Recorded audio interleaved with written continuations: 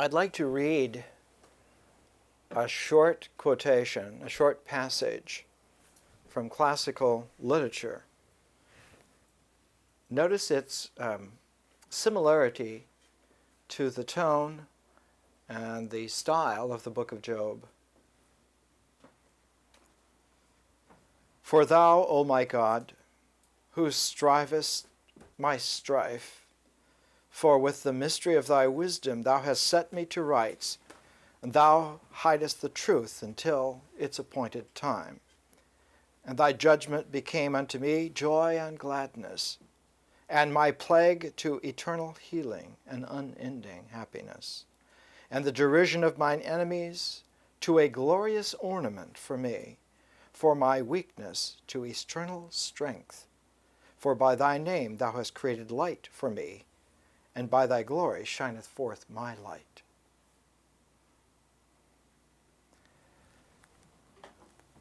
Even in just a cursory way, you can tell that the author of this is a very sophisticated person who has gone through tremendous suffering and come out on the high side. This is a translation, of course. The author did not write in English at all. And the translation is published here in this study from printed in Denmark. And it is called Hodeo, Psalms from Qumran. And the author is the teacher of righteousness. And you can readily see just by this short passage, the book is quite extensive. We have a lot of selections of these Hodeo. They are sometimes called collectively the Thanksgiving Psalms of the Essenes. There is a Penguin edition of the translation of the Dead Sea Scrolls, and in the latter part of that translation of the Dead Sea Scrolls, you will find a complete translation of all of the Thanksgiving Psalms of the teacher of righteousness.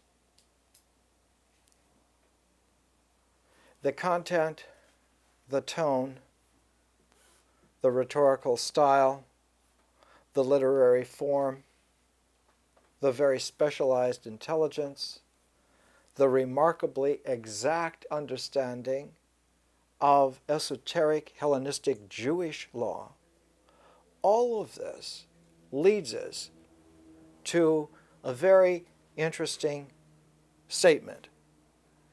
And the statement will follow in just 1 minute as soon as we replace a light that has gone out. It couldn't stand the tension. And so an interesting form is able to be recognized, notice the term recognized, is able to be recognized if we go back now to the beginning. So we'll go back to the beginning. How did we begin? We began with me reading a selected passage, and the major themes in the passage are, for thou, O my God, thou strivest my strife with the mystery of thy wisdom. Thou hast set me to rights. Thou hast hidden the truth until its appointed time. And thy judgment became unto me joy and gladness, and my plague to eternal healing and unending happiness, and the derision of mine enemies to a glorious ornament for me, and my weakness to eternal strength. For by thy name thou hast created light for me, and by thy glory shineth forth my light. And instead of my downfall, a wonderful strength, and an eternal expanse for the adversity of my soul. On all counts, the author of this is the author of the book of Job. In many, many ways. This quality of understanding is so refined because the subtlety can only be conveyed by a rare form. And there's only one form that can convey the particular peculiar subtlety. One form and one form only. The form is that of an involuted tragedy. Tragic form carried to not the end, but pushed beyond the end, so that the tragic form becomes involuted. And in a very odd way, it's as if one were working from a spectrum on the negative side of reality and brought the negative back to its original point at zero and then pushed through zero into a positive universe.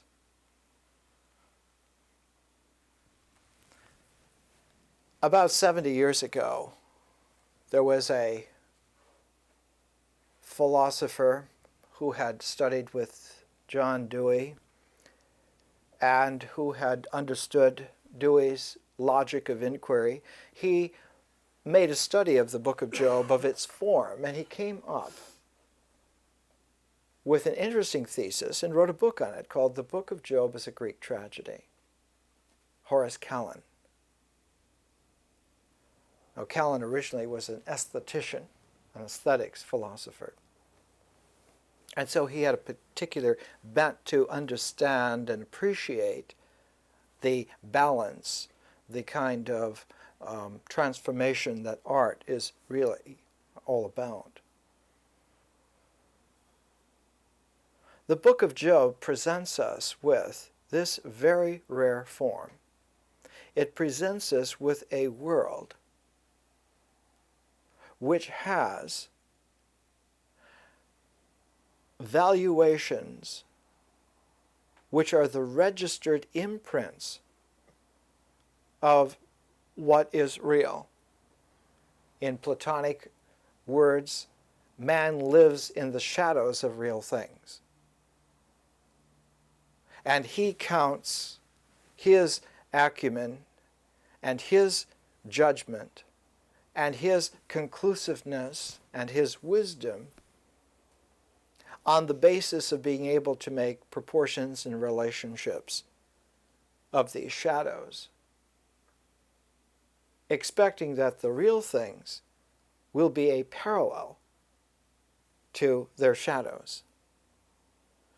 The key idea, and this is a Platonic word, idea, the key idea is that the spiritual realm is not at all a parallel to the worldly realm.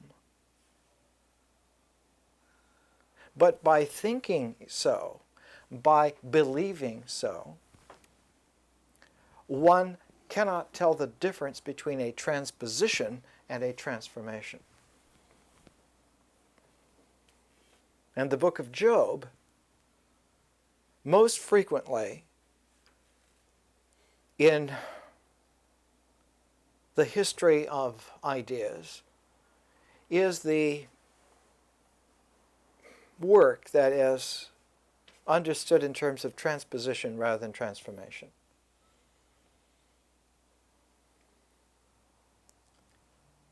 Even the early community for whom the book of Job was written, after the death of the author, fell into the habit of making transpositions rather than transformations.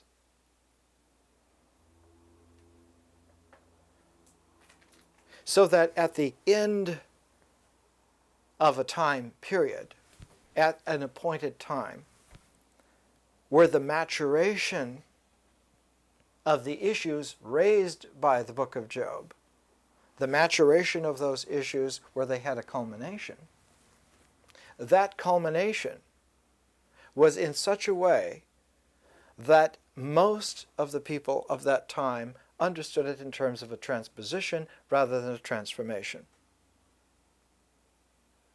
That time period was roughly about 35 AD, 35 of the Common Era. And at that time, the culminating work was a vision which, instead of being a true vision, a vision that came from transformation, was instead an obverted rhetorical transposition that came out as a myth rather than as a conscious vision. And that document is the central section of the book of Revelation. So the book of Revelation is related to the book of Job in the sense that they are bookends, they are parentheses of about a 200-year period of the development of what has come to be stylized as Hellenistic Judaism. The author of the final summation was John the Baptist in his great apocalyptic vision, which is the central part of the book of Revelation, and that was taken by John, the disciple, and he wrote an introduction and an ending to it. And so you have a book which is by two Johns, which is an apocalyptic complement evoked by the conditions of the book of Job. In a curious way, this pattern repeated itself frequently in world history. The most recent repetition was by Carl Jung. Carl Jung wrote in 1952 one of his most difficult books. It was called Answer to Job, and it appears in volume 11 of the collected works of Carl Jung, Psychology and Religion, East and West. And on page 353 in volume 11, we find Jung's Answer to Job. One of the most telling phrases in Jung's Answer to Job, notice the book of Job poses questions which are unanswered and therefore have to be answered, and especially they need to be answered because there is some kind of a time period, a time form period, at the end of which the answer, which was posited at the beginning of the time form period, must come together. The key idea to Jung's Answer to Job is given here. It's paragraph 641 in the collected works. It's page 405 in volume 11. It's the topic sentence of the paragraph on the page in the middle. It reads,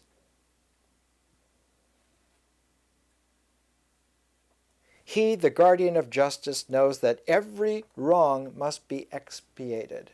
Every wrong must be righted. And wisdom knows that moral law is above even him. Because his creature has surpassed him, he must regenerate himself." That there's a universal principle, and once a wrong has been committed to the universe of inexorable principle, that wrong must be righted, and righted in a certain time. Now here's the telling tone of Jung's ideation in Answer to Job. In fact, it's the central thought in all of his philosophical psychology. As nothing can happen without a pre-existing pattern, not even creation ex nihilo, not even creation from nothing, can happen without a pre-existing pattern, an archetype. As nothing can happen without a pre-existing pattern, not even creation ex nihilo, which must always resort to the treasure house of eternal images in the fabulous mind of the master workman. Now, this particular idea is an old, ancient, potent idea that re-emerges many times, periodically, in persons of great genius in times of great crisis. It is absolutely wrong It is flawed, but flawed in such a way that someone who understands in this way could never figure it out. Would never know that it was flawed, because the flaw in a particular way is the crack in the door that allows for the light to come in the first place. The issue here, underlying all of this, is the theme of today's lecture. A transposition is not a transformation. There is a radical difference between the two of them. A transformation requires that the form that was there before be completely disassembled. No trace left whatsoever. The natural example of a transformation, since at least times of Linear A, which is about 1900 BC, is that of the butterfly. In fact, the archaic Greek word for the soul of man, psyche, the psyche, means butterfly. And the earliest illustrations of that word, back in times of Linear B, are of a butterfly that is on the head of man.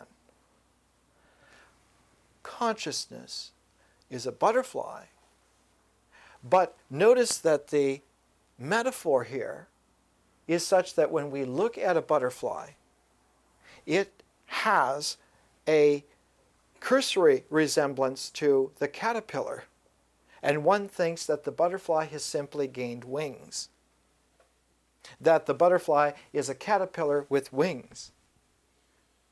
And so in this transposition, the caterpillar that grows wings is now a butterfly. That there's a parallel. Before you're a caterpillar, now you're a butterfly. The difference being is that you have added wings. That the butterfly and the caterpillar are parallels. But the actual case, observable in nature, is that when the caterpillar goes into the cocoon becomes the temporary holding matrix, because the caterpillar completely dissolves itself in body acids. There is no trace of the caterpillar left. If you were to open the cocoon prematurely, there would be a goo, an organic soup, that would never become a butterfly and never again will be a caterpillar. The cocoon was understood to be nature's sarcophagus. The whole nature of a sarcophagus was a transformational vehicle, not a transpositional marker. Because the word sarcophagus means body eater. The sarcophagus was made out of limestone, so that when the human body was laid in this limestone case, the limestone eats away the flesh, the tendons, the muscles, the nerves, the bones, so that after a time period, which can be computed, an appointed time, one can open the sarcophagus and it will be empty. The sarcophagus limestone will have absorbed completely the body of the person there, so that the sarcophagus is empty. And that was taken as a sign of transformation into the spirit realm, like the butterfly. The sarcophagus now being empty is like an old cocoon. It has done its task.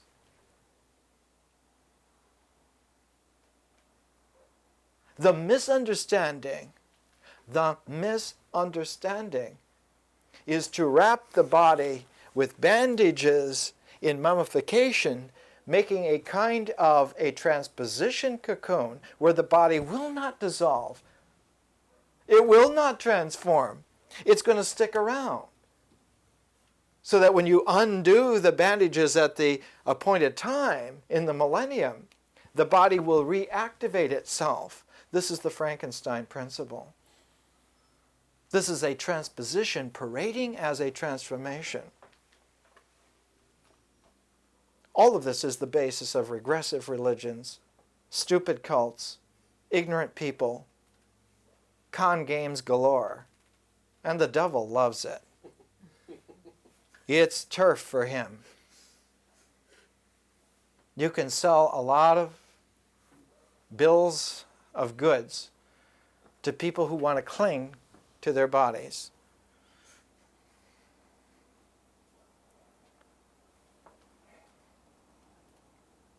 The book of Job is the central work in human history that puts the touch of man's intelligent sensitivity on this issue and does not leave it. But the way in which the book of Job unfolds itself, if you don't understand in your own person the transformation, you will not see it in the book of Job. You will see in the book of Job instead, like a mirror, exactly what you happen to believe in terms of transpositional theories. You will see what the mental images of your imagination have conjured up as a belief system for yourself, whether it's been worked out or not. So that the book of Job is like a magic mirror. The non-conscious look at it and they see exactly what they are in their belief system in it. Whereas for somebody who is conscious, the book of Job is no longer a mirror, but a frame of reference, a transparency through which you look to see the other side.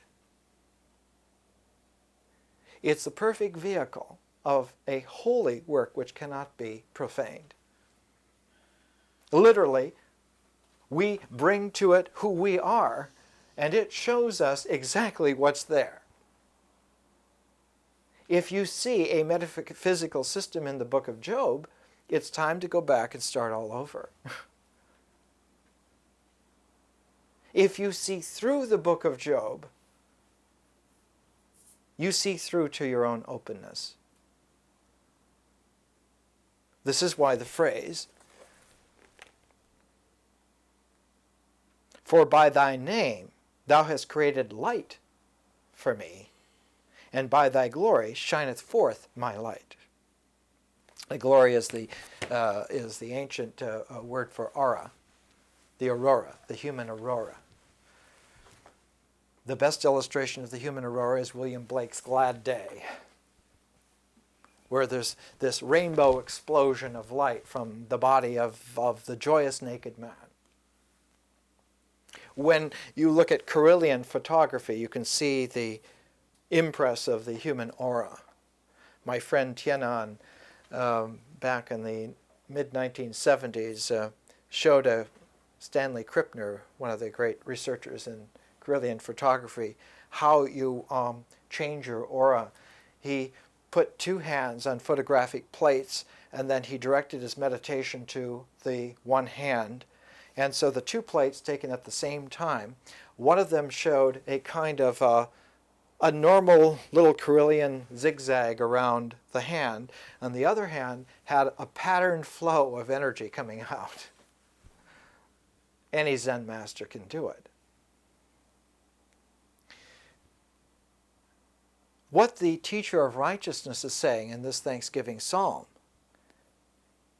is that light is created in a natural way, but only by our realization of the center of the light does the light become an aura, a glory. And the symbol for that lasered orderedness of one's psychic energy was the halo. The halo is not just the little gold circle that shines from cartoons, but it was this bubble of openness that surrounded the heads. And that bubble of openness that surrounded the heads only occurs in two versions. It occurs in the Buddhist version and in the Christian version. It's the only places it occurs in the iconography of the world's expression. It occurs only in Mahayana Buddhism, and it occurs only in contemplative, esoteric Judaism called, colloquially, mystical Christianity. It's actually Hellenistic Judaism. So that Mahayana Buddhism and Hellenistic Judaism are the same expressive ethos of a very unmistakable psychic transformation. From the psyche of nature to the spirit of transcendent reality. On one hand, the psyche must be natural in the natural matrix. As long as it's in nature, it has to be natural. But when the psyche is transformed into spirit, it then is at home in a reality which is completely different from nature. The transformation is that all traces of the former must go before any iota of the other comes into play. There has to be a nothingness in between. There has to be a countdown to zero. And what's understood here by that ancient infinity sign is that at that point of transformation, it's not so much something completely, radically beginning from nothing, ex nihilo, but is in fact the transformational elan that gains a kind of a twist. It's like a Mobius strip. It has a twist in it where the dimensionality of nature apparently continues unbroken, and yet it is of a completely different viability. And hence it was called a mystery. And those educational cycles that were based on it were called mystery schools. Those who participated in it were called mystai. It means being able to see.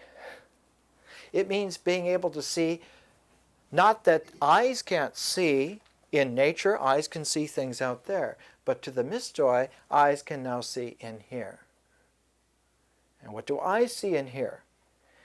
If you have only a transposition, eyes in here will see a parallel imagery to the imagination which accompanies perception. So that somebody who sees in a paralleled way through transposition thinks that imagination is the grown-up, mature version of perception. And one of the greatest proponents of this was William Blake. It is a Gnostic position. And in a way, William Blake was a Gothic, mythic Gnostic. The best that anyone has ever seen. Number one. No one has ever presented this particular variant, Sethian Gnosticism from Alexandria, 2nd century AD, 2nd century Common Era. No one has ever presented it better than William Blake. He is a world-class example of a Gothic Gnostic mythographer. He's very, very good at this. Now let's come to Blake's Job for a minute. We've been looking at it now for 3 weeks. And as I said 3 weeks ago, we're going deeper and deeper and deeper into it. Blake, for 40 years, worked with images from the book of Job. When he began his work on the book of Job, the insight that sparked his interest in putting a series of images together about the book of Job was sparked by a man who's very famous in French esotericism. I mispronounce his name all the time because I can't pronounce any language right, including English. His name is Court de Gebelin. And in 1781, he came out with a Kabbalistic interpretation of the tarot deck, of the major arcana of the tarot deck. And he said, lo and behold, the 22 images in the tarot deck are not at all Egyptian, had been understood for a very, very long time, but they are Hebraic. In fact, they are downright esoteric Hebraic. They are Kabbalistic. And Blake, by 1781, was keeping company with a lot of esoteric circles in London, who had contact with a lot of those esoteric circles in France. And Blake saw the beginnings of a spark that fanned into a fire some 35 years later, when he got a commission to do a series of watercolors to express the book of Job in illustration, symbolically. And of course, it took almost 100 years for people to realize that Blake did not illustrate the book of Job. Blake illustrated his own Gothic, mythic understanding of the book of Job as it should have been, were it written to tell the whole truth and to make the answers that should have been made apparent, but were not, because it was the wrong time. And that only in an age of revolution like he lived in, the 1790s, the French Revolution, the 1780s was the American Revolution, the 1800s, the revolution that Jefferson and Napoleon started. So Blake lived in great revolutionary era. He saw that there was a need to understand that the New World was not at all something that happens in history, but that the New World was a revelation that happens in man's imagination. And so the book of Job is his revolutionary manifesto to illustrate the major arcana of that world-class revolution in man's psyche. Now, Blake is an exact contemporary of Thomas Jefferson. And it's somewhat unfair at this point in history to compare the two results. That Blake's Book of Job compared to Jefferson's United States, one can see the enormous difference in consciousness that goes towards the cosmos. One doesn't even have to say anything.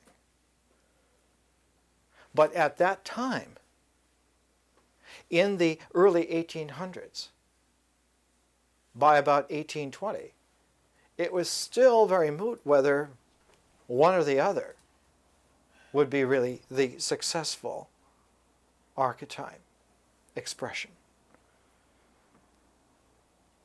Now, when the 20th century came around, 1910, a man named Joseph Wicksteed was the first person to look at an edition, a reprint of the Book of Job engravings, and to understand that this was indeed a 22 series development of symbolism that could be read in terms of a matrix of self-referential proportions and values, and thus be understood exactingly. The man, Wicksteed, wrote his book. We have a copy of a reprint here, Blake's Vision of the Book of Job, a study by Joseph Wicksteed, written in 1910. It was the first time that anybody really understood exactly what Blake had done. And the set of prints that Wicksteed looked at was published in 1875 by the president of Harvard University, Charles Eliot Norton. And Norton was encouraged to do so by his friend Emerson. The watercolor series is extremely rare. He only did one watercolor set for a friend named Thomas Butts, and that set was bought by J.P. Morgan eventually, just like Bill Gates bought the Da Vinci manuscript recently. J.P. Morgan in his time was the Bill Gates of his time. He could buy whatever he wanted. He wanted it, we'll take it. And so J.P. Morgan brought the watercolor, the original watercolor set of the Blake's Job, to the United States. It's in the Pierpont Morgan Library today in New York City. What's interesting there is that in that watercolor set, there are no phrases. There are only the illustrations, the watercolored illustrations. Whereas about 4 years later, when his friend John Linnell gave Blake enough money to make an engraved set of the illustrations to the Book of Job, not only did he engrave the illustrations, but he put in the borders all of the quotations that are necessary to go with the Gestalt, so that these become really like tarot cards. They're the major arcana for Blake's Gothic Gnosticism, his Gothic Gnostic myth. And on the very last plate, up in the left-hand corner for us, but the right-hand corner for Blake, one has to go to stage left and right. The right hand is uplifting, the left hand is down. On the right-hand corner of the final plate in Blake's Job is the quotation, "Great and marvelous are thy works, Lord God Almighty," which is a quotation from the book of Revelation. Chapter 15, I think, verse 7. Because Blake really was a superb Gnostic mythographer. He got exactly in his deep understanding, one has to call this not so much intellectual thinking intelligence, but feeling-toned mythic intelligence. And Blake was superb at this. He was unbelievably refined at this. One of the greatest feeling-toned intelligencers that we have ever seen in a man. Usually it's women who have this capacity. For instance, Suzanne Langer, whose Philosophy in a New Key is the paired complement to Blake's Job, is a feeling-toned intelligence of very high order. One has to understand here, it's not just working with something nebulous like feelings, it's working with feelings with precision. Understanding not only what you feel, but having the ability to feel nuances that most people cannot feel. Another example of a man who was a genius at feeling-toned intelligence, Mozart. Mozart never could write an intellectual philosophy system that would have been interesting. But Mozart's music is incredibly able to open up and explore a feeling-toned intelligence universe.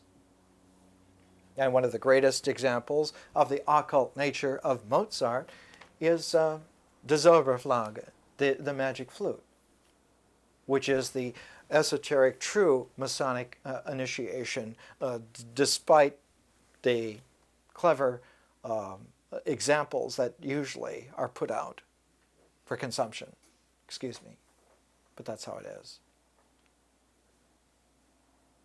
At the very center of the Masonic initiation series, cycle, its major arcana is the Royal Arch Transformation, which if you do not make, if the Royal Arch Transformation episode of initiations are not done right, you have a transposition rather than a transformation. And you get very clever people pretending to be Masons, but you do not get anyone who can build anything that will stand. You get businessmen's associations rather than a matrix that can make a world and build it if you need to. What do you need to build? Let's build it. Blake, in his Gothic, Gnostic myth, understood that there were 7 phases, 7 stages, 7 cycles that lead us down into the center and then come back out to the world. The first stage he called Lucifer. Lucifer is pride, but it's pride leading to the fall. But when it comes back out again, the transposed Lucifer is Lucifer the light bringer. The Gnostic myth of the light bringer, who brings it because of the fall. Lucifer begins it. The second phase is Molech, who is the executioner, but the executioner of others. Never executes oneself, but executes others. You. Lucifer, Molech, Elohim, the judge. Judge in the sense of ceremonial charity. Everything done proper, everything accounted for, nothing really done.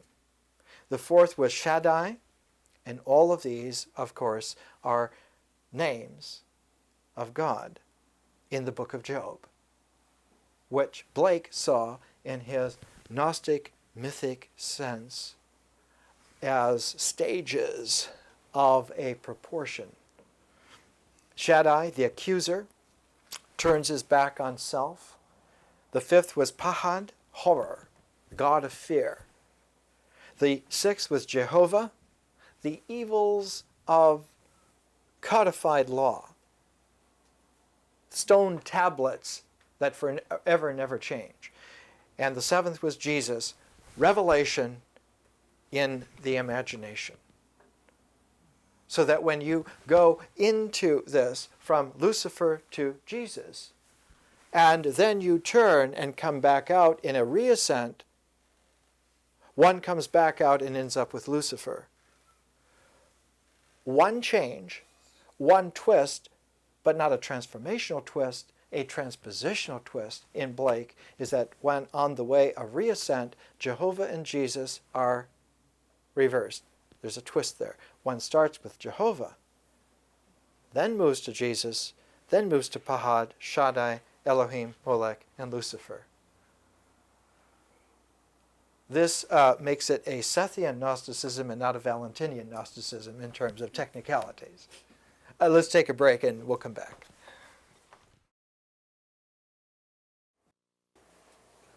A transposition is not a transformation. If you have not participated in a transformation, there is no way for the untransformed person to determine for themselves that they have not undergone a transformation.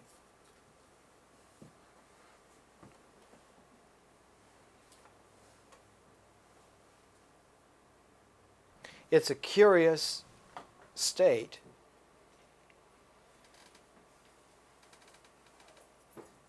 And energy, which has universal laws and principles, energy which does not go through a transformation, does not differentiate. Psychic energy that does not transform cannot differentiate. That is to say, it cannot explore freely on an open basis on its own. It is not independently real.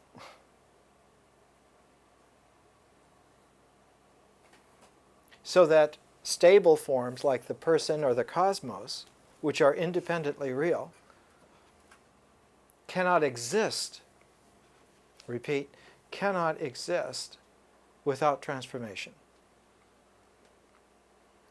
What happens to psychic energy in transposition is that it regresses. Or I guess the the catchword since the 1970s, mid-1970s, is it deconstructs. So instead of differentiation, you get deconstruction, which is a kind of regressive integration.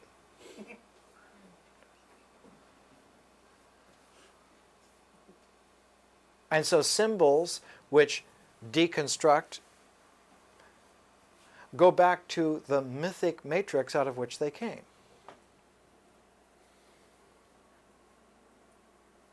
So that what is prized is not vision, but experience, but in a different way. What is held up is myth and not magic, to use the old formula.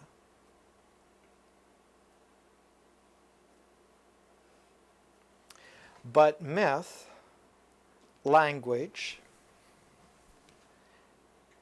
is like nature. It is a matrix of change, of process. It doesn't have objectivization.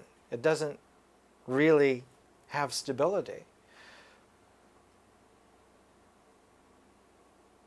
And so for language, for experience, for myth to found itself objectively, it has to regress back to ritual.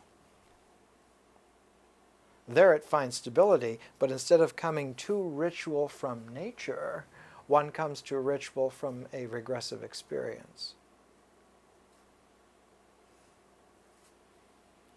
And at that point, someone who has gone through that illusion will think that ritual magic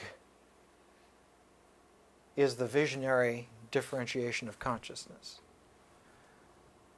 And hence it's called black magic.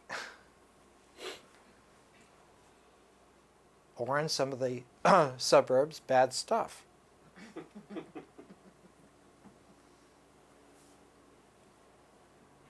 Someone will take to candle burning rather than being a light of themselves. And instead of their light shining in the universe, they're hunting for a certain kind of esoteric wax to arrange them in the right way and light them under the right conditions. And they're going to have everything they've dreamed of. Stock options and everything. It's idiocy. But it's an idiocy that is undetectable by those who are sewn into that game. They do not know that they are in a game. There is no way for them to tell. And the only thing that one can do,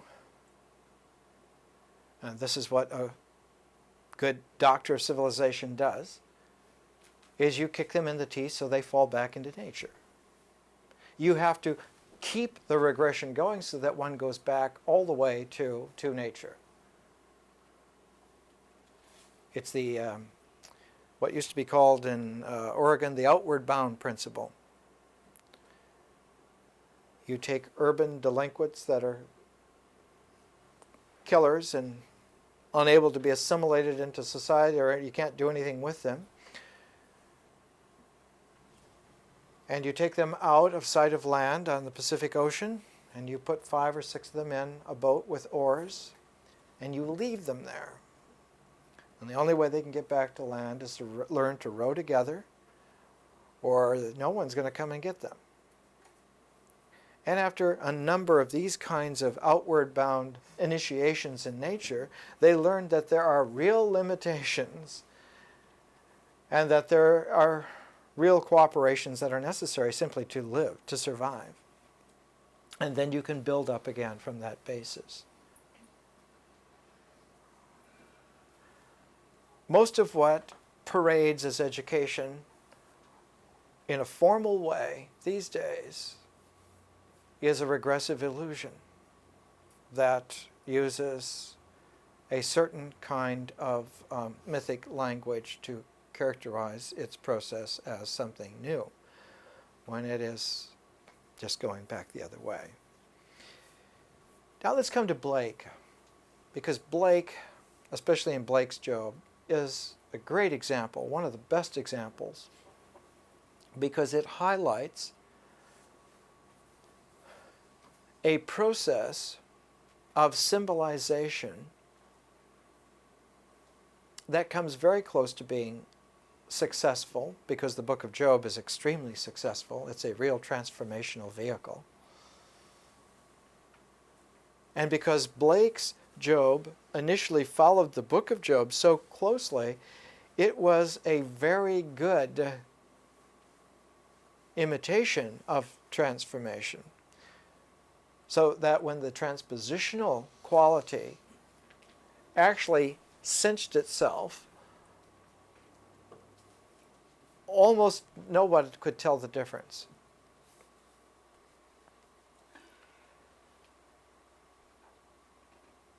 There is a great example in the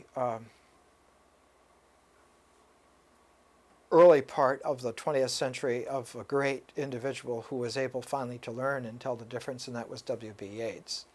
When Yeats was younger, he and a man named Ellis did a huge selection of Blake's work in the 1890s and really showed tremendous indebtedness to Blake. But then Yeats himself got involved with the Hermetic Order of the Golden Dawn and learned about symbols and symbolism firsthand with a very high quality psyche. I remember me saying to you that when he was a teenager, he was around Madame Blavatsky in London for quite a long time, and she always encouraged people to let Willie be alone because he was really special. And he came to be around her, not to learn from her, but to be in her ambience. And Yeats was real universal genius.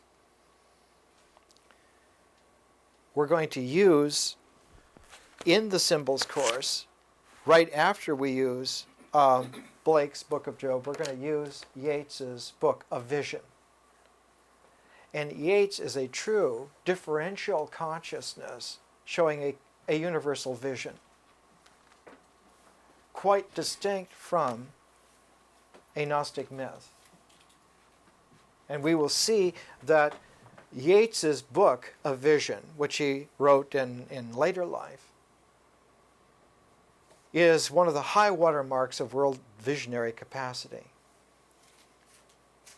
Yeats, after he let go his mythic archetypal compulsive love for Maud Gonne, who never would have anything to do with him, finally married a woman who really loved him, and he learned to really love. And she, in order to open up herself and her life to him, because he was one of the world's greatest poets by the time she married him, when she opened herself up, it came out, manifested itself in the form of automatic writing. And so she would go into automatic writing, and she had thousands of pages of this automatic writing saved in suitcases and things under the bed. And Yeats, in his love for her, took these scattered pages of automatic writing and slowly over the years brought out a cosmic system of universal philosophy out of them that goes to the old Hermetic phases of the moon, the double phases of the moon, and published a book called A Vision, showing that at the very core of his wife she had a universal pattern of Hermetic wisdom working, even though she didn't have the differential consciousness to be able to tease it out herself. It still was there in her. And Yeats's Vision is one of the finest books ever written. And it's just tour de force, showing the fantastic ability that a truly conscious, talented artist has. And the difference between Yeats and Blake is oceanic. We're going to use Yeats as A Vision, and in looking for something to complement Yeats as A Vision, in order to bring it, cinch it into its ability to have a conscious, differential universe available to it, we're going to use a little-known writing by Thomas Jefferson. Jefferson, when he took office in 1800, realized, as many presidents have not realized, that Congress, the legislative branch of government, is indispensable to running the country, especially if you're going to make a brand new country. Jefferson in 1800 put the United States into a cocoon, and he took the caterpillar of what the Federalist form of the government had been under Washington and Adams, and simply dissolved every last vestige of it. So when the government came out again, after Jefferson's 6 presidencies, he was president twice, his Madison was president twice, and his Monroe was president twice. Jefferson was really president for 6 terms in a row. And when the United States came out of the cocoon in 1825, the United States was one of the most phenomenal things the world has ever seen. The United States in 1825 was by far the most differentially sophisticated pattern of human beings ever seen on the planet. It was literally a continental-sized Alexandria, absolutely turned loose in a cosmos that was infinitely open. And in fact, in American history, the following generation was called the era of good feeling. Not that there weren't problems and difficulties, but the tone in the air was so creative that people born in that time period, like Lincoln and Thoreau and so forth, didn't have to know anything about Jefferson or even like him. But their own differentially creative lives exemplified it, exemplified what was literally in the air. Because differential consciousness is free in the universe. It doesn't have to have any candles burning anywhere. It is of its own light, powered by the glory of God, wherever it's going to be. It's like Tesla's electric energy. Wherever you use it, that's where it is. It's everywhere. So we're going to use Yeats and Jefferson. And we're going to start that next week. And if you get curious, you can always get copies of these things for yourself and participate. It's always better if you participate. Now let's come to Blake. Let's come back to Blake. And we're not using Blake as a whipping post. Blake is extremely important. He's one of the best that you could ever find. But what makes it important for us is that we're using Blake's Job, because the book of Job is one of the finest books ever written. It is literally what one means when one symbolically talks about the book, the power of the book. Now we have to say a little bit about the book. The word book is late. It's English. The true name for this vehicle is codex. Codex. And a codex has a spine. It has the pages bound like this. And before there was a codex, the written form of language, when manifested, was always on scrolls. Always on scrolls.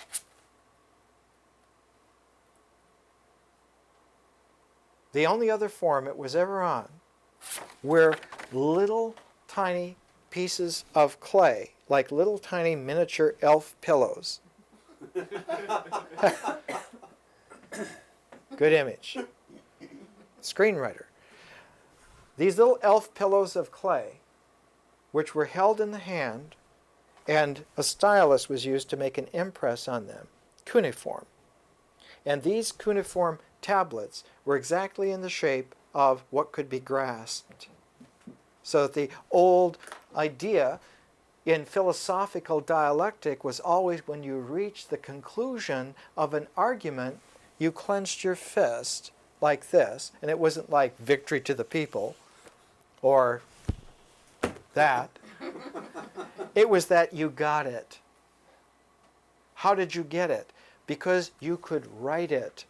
Because writing was a differential form of language, whereas speaking is an integral form of language. What does speaking integrate? Speaking integrates the imagination. Children raised on radio have fantastic imaginations. Children raised on television have very poor imaginations. People raised on television can't hear a thing I'm saying. You give them the most coherent yogic tape I've made, and they'll play it, and they'll say it's above me, or it's beyond me, or I don't get it. Try it. Whereas someone raised on oral literature, someone raised on radio, someone raised on human repartee, speaking, they get the taste right away that this is legitimate. This is actual, this is real. This is real food. This is original DNA nutrition. There's nothing phony about it. There's nothing a committee or some cult has put together. It's something that you and I together make, your ears, my voice, a common language. We make it together. It's like the chef at Benihana, right? It's all fresh now. And it's here now. There are no notes. It's not a rote thing. It's happening now. Because why? It's creative in the sense that the imaginative quality is being honed integrally towards an interiorization of your own self. What is at the end of this is not some belief system, not some code of laws, but your own realization. And that pinpoint at the funnel center of your own realization is the realization of yourself. And that is a vanishing point. That is a transformation within which one has to let go of everything completely. And having let go of everything completely, a mystery happens. It's all brought back into play, seemingly out of nowhere, but it's the kind of nowhere which is a logical equivalent to everywhere. It's a zero which can be an infinity. Any logical expression in which zero holds, infinity also holds. That's curious. This quality in Blake, in the book of Job, is raised to a level to where just in 4 weeks, almost anyone who's attentive can find it out. Now, Blake's 7-series progression was Lucifer, Molech, Elohim, Shaddai, Pahad, Jehovah, Jesus. One went from Lucifer to Jesus in 7 steps. The 6th step was Jehovah. So that the integration of it ran in this way, and then the reascent was to read it back out again, back out to Lucifer. But instead of starting with Jesus, Blake transposes Jehovah and Jesus. The 6th phase is transposed with the 7th phase, so that when you come back out, you go 6, 7, 5, 4, 3, 2, 1. Blake himself, in all of his genius, did not cringe at this patent logical non sequitur. It is a universal principle that differentiation is a complementation exactly and perfectly to the integration. However you integrate, that's how the differentiation is going to be. The old saw is that when you make a recipe, that's what you're going to get. Whatever is in that recipe, and you cook that, that's what you got. If you have a recipe for muffins and you put mud in it as a part of the recipe, you're going to get muddy muffins. If you don't want muddy muffins, don't put mud into the recipe. So the whole purpose of an education is to teach that if you take care with your integration, if you enrich the field of your integration to include a whole universe of values, when that's integrated, out of that will come a cosmos of infinite richness. You don't have to cross your fingers, you don't have to burn candles, you don't have to hope, you don't have to beg, you don't have to threaten. That will happen. It's not only a promise, it's an absolute guarantee. Absolute, Hegelian absolute guarantee. Why? That's the way it works. If you press the why like a 7-year-old a number of times, the final statement is that no one knows. The truth is, no one knows. It's a mystery. That it does work that way is incontestable if you participate in it. So that the existential element in integration, in a real education, is always the encouragement for you to actually do it. Did you do it? Is the only question that a teacher can ask. That's the final exam. Did you do it? Did you include yourself, your dedication, your activity into this education? Did you do it? To the extent that you did it, to that extent it will work. If you huffed and puffed, you got tired, you got disinterested, whatever it is, that will come out in the differentiation. It's no fault of the educator. It's no fault of the wisdom. It's that you got what you did to that extent. If you go back through it and you put everything into it, you will get everything out of it.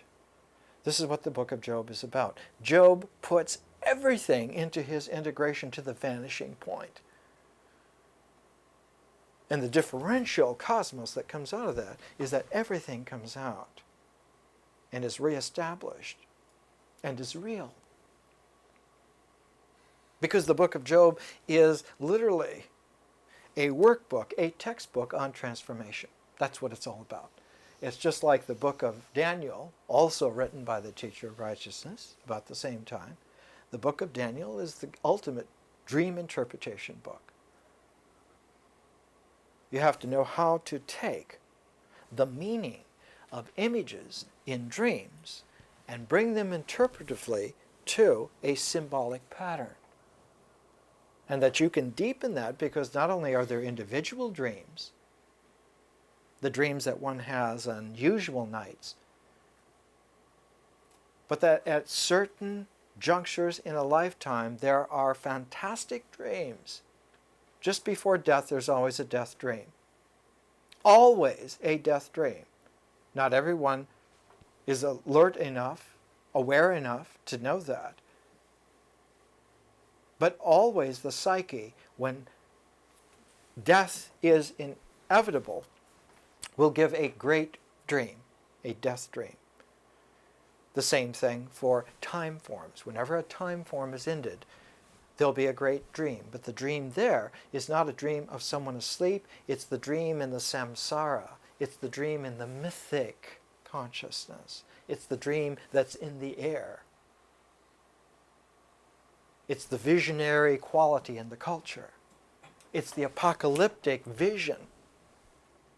And the book of Daniel takes dream analysis not only for individual dreams, but the great life, death dreams, and into the great visions of the end of time. So that the book of Daniel is directly related to the book of Revelation. The book of Daniel begins what 200 years later the book of Revelation culminates. And the book of Job in the same way begins, but on a conscious scheme, what the book of Revelation delivers in the conscious aspect of it, the prologue and the ending of it. So that in a way, here at the final plate in Blake's Job, up in the upper right-hand, stage right corner, We have here, Our Father which art in heaven, hallowed be thy name.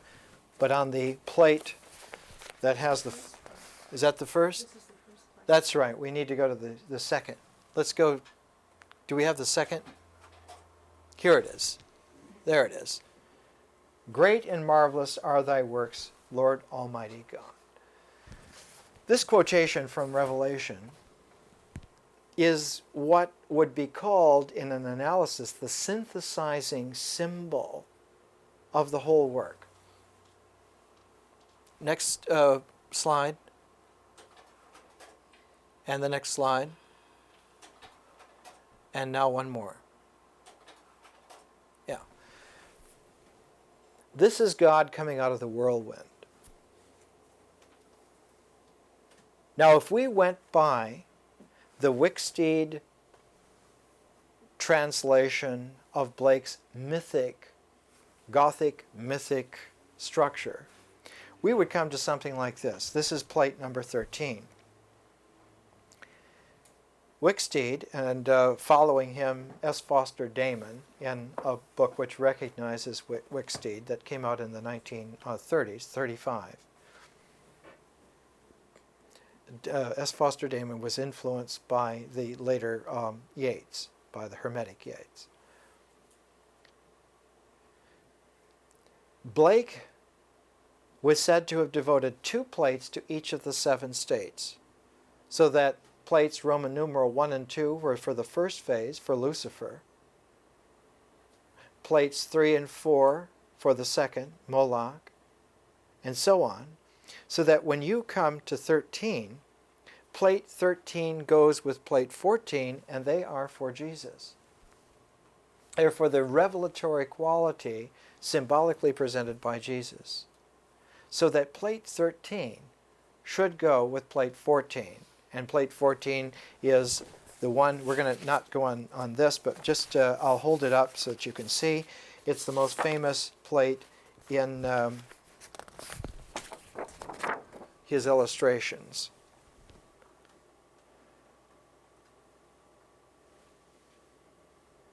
It's the vision of the cosmos.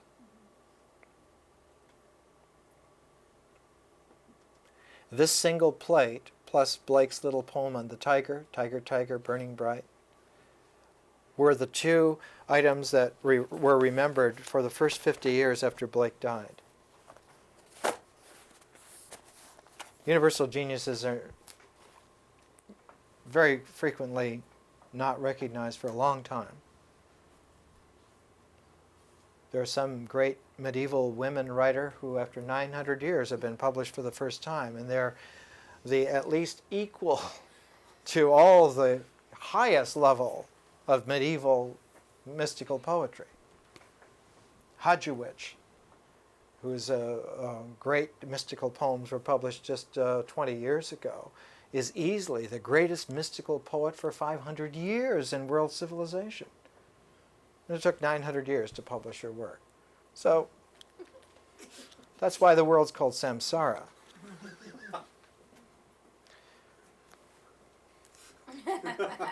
Yeah. Plate 13 then should be the beginning of a revelation. What is the revelation? God coming out of the whirlwind. Plate 14 is this vision of the cosmos. But what we have seen before is that Blake has 2 levels of cardinal series that are annealed together by an introduction and an ending. That the first series carries through the development of this quality where nature, man's world, is the cardinal series dynamic.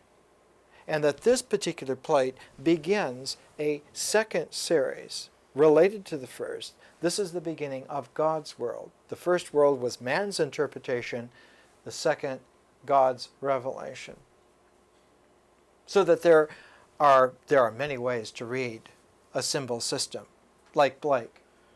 The way in which Wicksteed and S. Foster Damon read it is a mythic way of reading the symbolism, whereas the one that I was giving you is a symbolic way of reading the symbol system.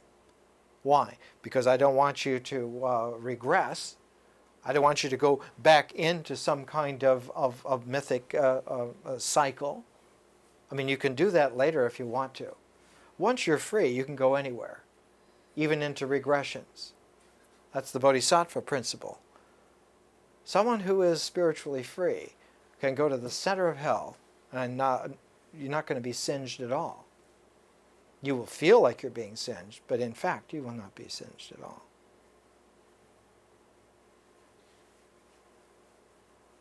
My giving you a symbolic interpretation of the symbols is radically different from their giving a mythic interpretation of the symbols. They thought they were being symbolic. They were not. Whereas we will see next week that with the mature Yeats in a vision, if you are truly symbolic with symbols, what comes out of that is silence and not mythologies. What comes out of that is not a revelation of more images, but the revelation of no image. And if you think that there are spectacular apocalyptic revelations because of images, wait till you get the revelation of no image.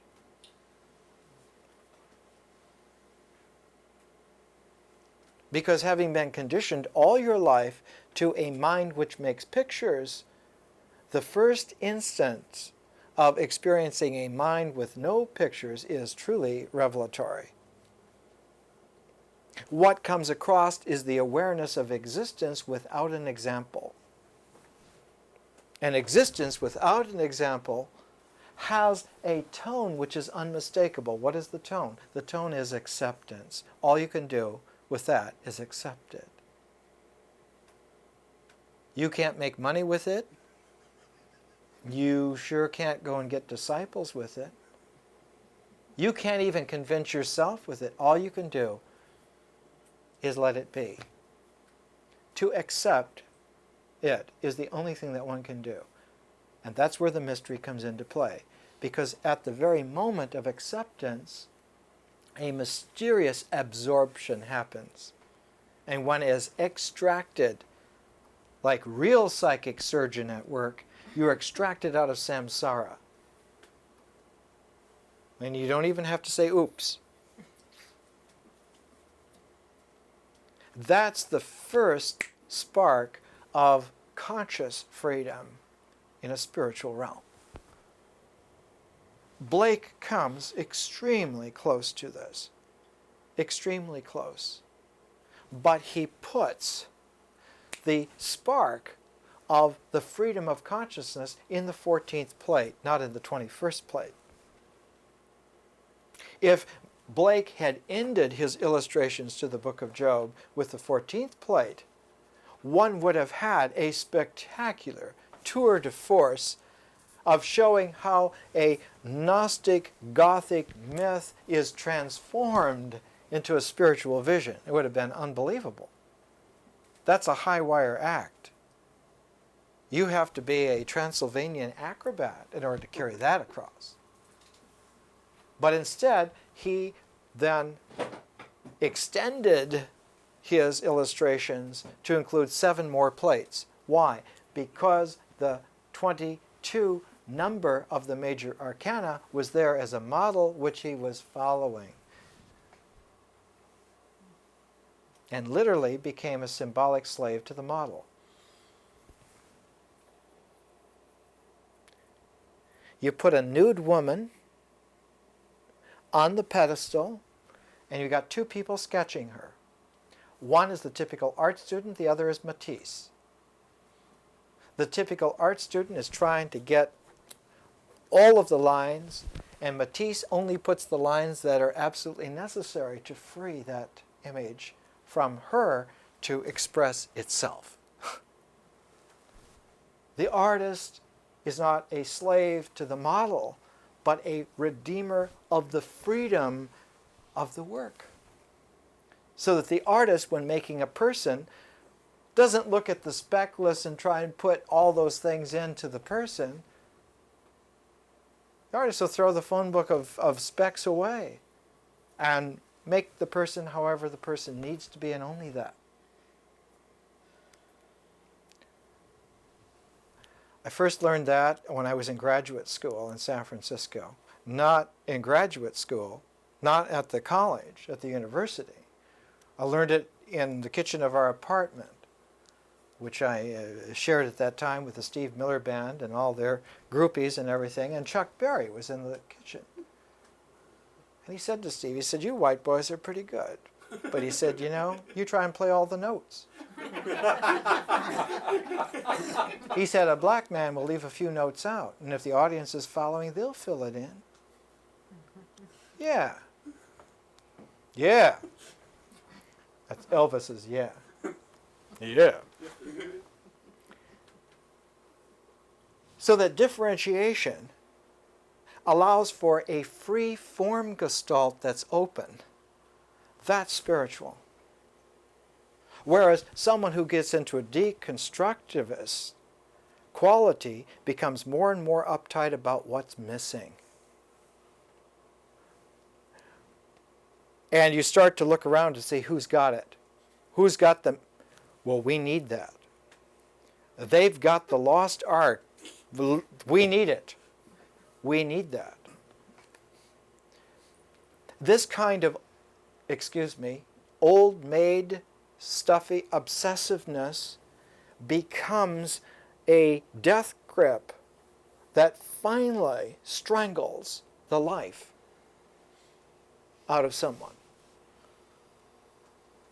The best example of this is in the seven-phase transformation that's presented in the Arabian Nights. Shahrazad, in her wisdom, tells the story of Sinbad, the 7 voyages of Sinbad, which are these 7 phases. And Sinbad gets trapped into this regressive thing. He falls into the trap of taking this old man onto his shoulders, out of supposed pity for him that he's crippled and he can't walk. And the old man says, "Well, you put me on your shoulders, I can take you to where the treasure is." And as soon as the old man is on Sinbad's shoulders, he knots the bony legs around his neck and he says, "If you try to get me off, I'll choke you, I'll kill you. You've got to carry me around now. Now you're my legs. You're not you anymore, you're my legs."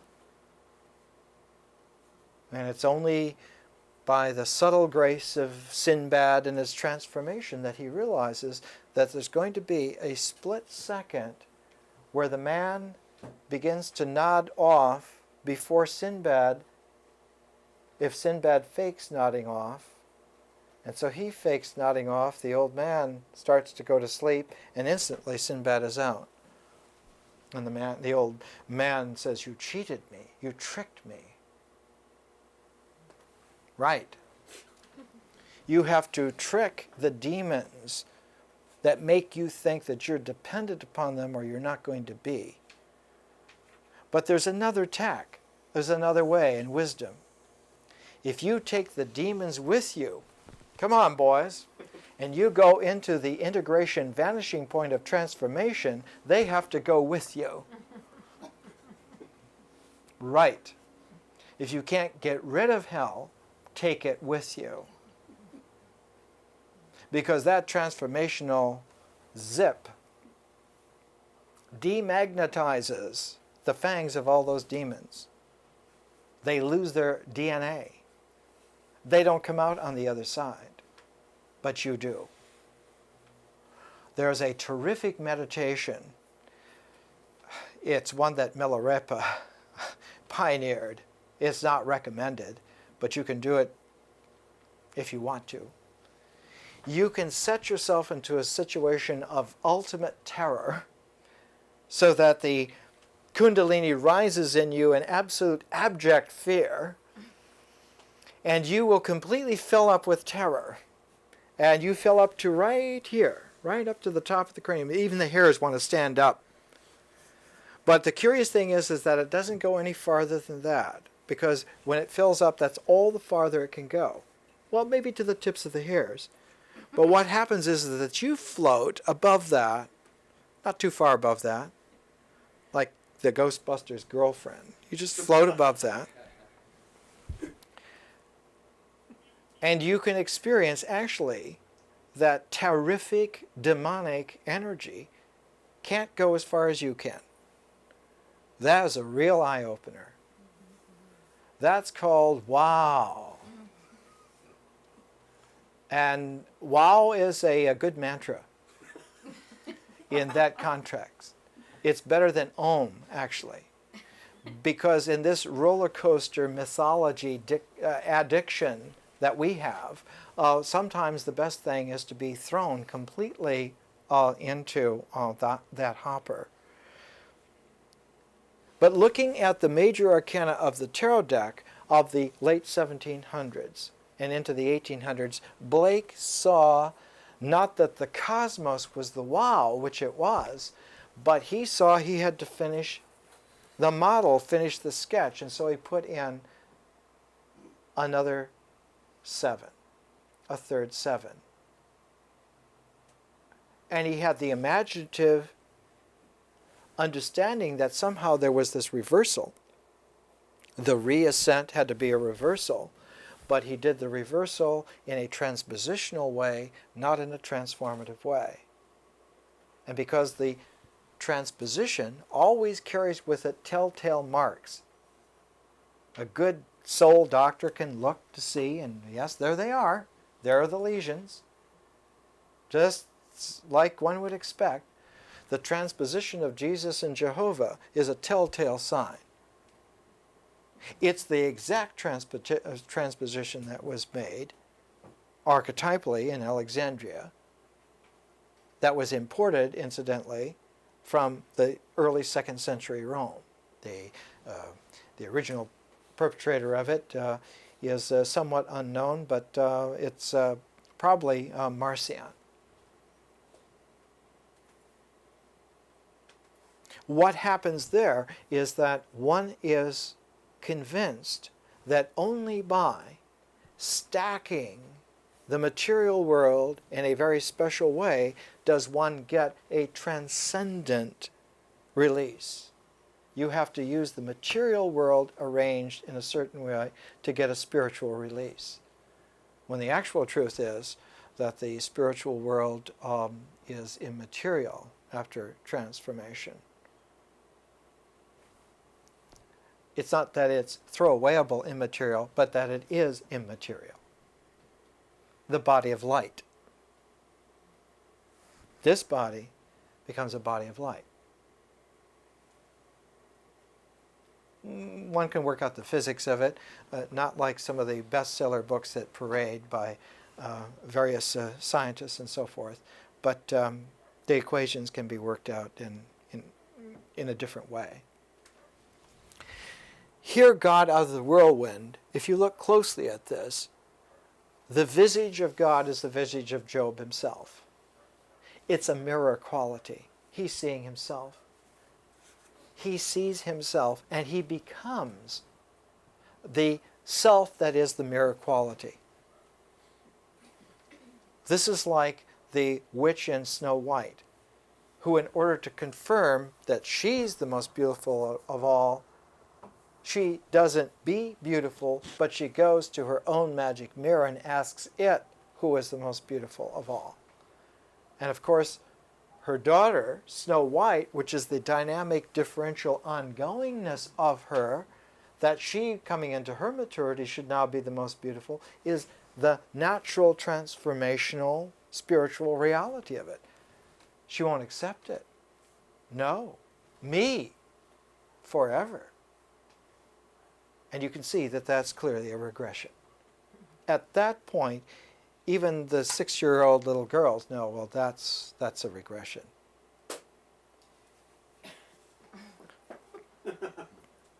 Machines just don't pay attention long enough. That's why they never learn. Try this. You're bringing your talismans today. Last week you brought your amulets.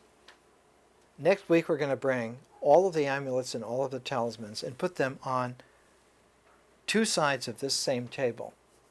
And we're going to look at all the amulets and all the talismans together. And I'm going to draw a single symbol which will bring that whole ensemble into a complementation. I will just bring one synthesizing symbol to do that out of the wisdom tradition. You make what you can, what you want to, what can be brought here. In the exigencies of LA, who knows how many people can make it? It's hard to climb back here. Sometimes it might take 100 years. That synthesizing symbol will change the interpretive quality of all those amulets and all those talismans together in one stroke. So that we'll look at them as you bring them, and then I'll make that transformation, and then we'll look at them as I show them. Not that I'm making the meaning, but that as your companion of being able to show things, I will just simply show it. And then we'll talk about it.